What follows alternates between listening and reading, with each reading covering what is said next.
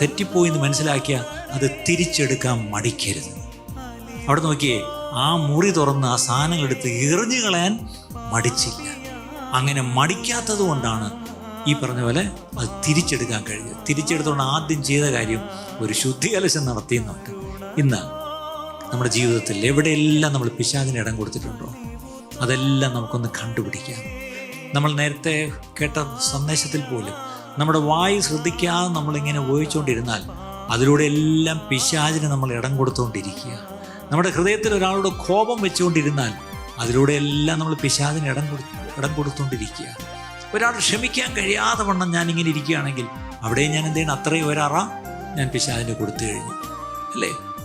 ഈ ലോകത്തിൽ ഈ പറഞ്ഞ പോലെ എനിക്ക് അനുവദിക്കാത്ത കാര്യങ്ങളിലേക്കാണ് എപ്പോഴും എൻ്റെ കണ്ണ്, അല്ലെങ്കിൽ എൻ്റെ ഹൃദയം അവിടെ ആണെങ്കിൽ പിശാചിന് ഇടം കൊടുത്തു കഴിഞ്ഞു.